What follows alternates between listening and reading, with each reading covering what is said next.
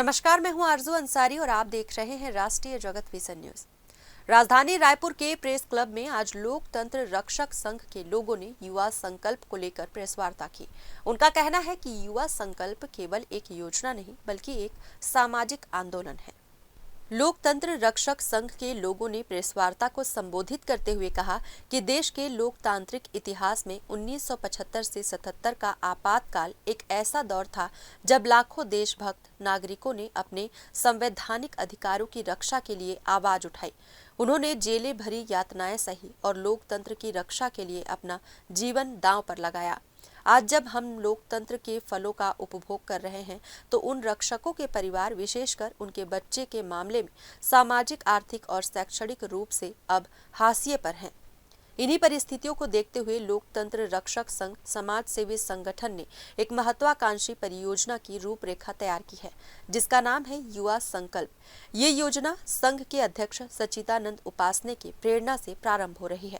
इस परियोजना के अंतर्गत एक स्थायी उद्यमिता और कौशल विकास केंद्र की स्थापना की जाएगी, जिसका उद्देश्य विशेष रूप से MISA बंदियों को सशक्त बनाना है। सर्वविदित है कि 1975 से 77 के मध्य देश में जो आपातकाल लगा, वो 21 महीने के कार्यकाल में छत्तीसगढ़ में भी अनेकों हजारों परिवार ऐसे थे जो उस यातना के शिकार हुए। जेलों की यातनाएं उन्होंने सही और बाद में जो सरकारें आईं 2008 में मध्य छत्तीसगढ़ की सरकार ने और रमन सिंह जी की सरकार ने उनको सम्मान देने का निर्णय लिया।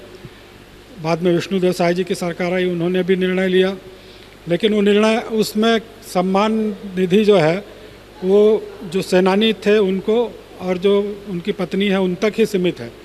लेकिन उनके जो भावी पीढ़ी है उस पीढ़ी की भी कहीं ना कहीं उससे उस आंदोलन से प्रभावित हुए। वे भी आर्थिक रूप से विपन्न हुए। आज तक उस समय से लेकर कांग्रेस की सरकारों ने, एक तो उस समय नौकरियां छूट गई, जो सरकारी नौकरी में थे व्यापार ठप हो गए, सब प्रकार से परिवार आर्थिक विपन्नता में आया।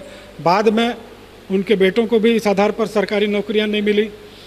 यहाँ तक कि लोग जेल में थे करके उनके बेटे को बहुएं नहीं मिल रही थी, उनकी बेटियों को पति नहीं मिल रहे थे। इस प्रकार का भी वातावरण जो है कांग्रेस ने उन आपातकाल के को एक प्रकार से अपराधियों के रूप में बनाया था।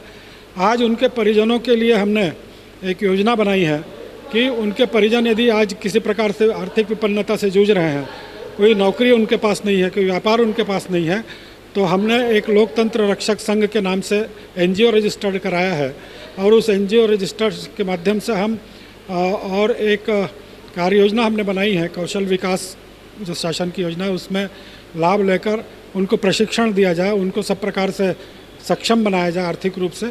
इस प्रकार की योजना बनाई उसके। फिलहाल इस खबर में बस इतना ही। देश प्रदेश की खबरों से अपडेटेड रहने के लिए हमारे चैनल को सब्सक्राइब करें और नए खबरों के नोटिफिकेशन के लिए बेल आइकॉन जरूर दबाएं। नमस्कार।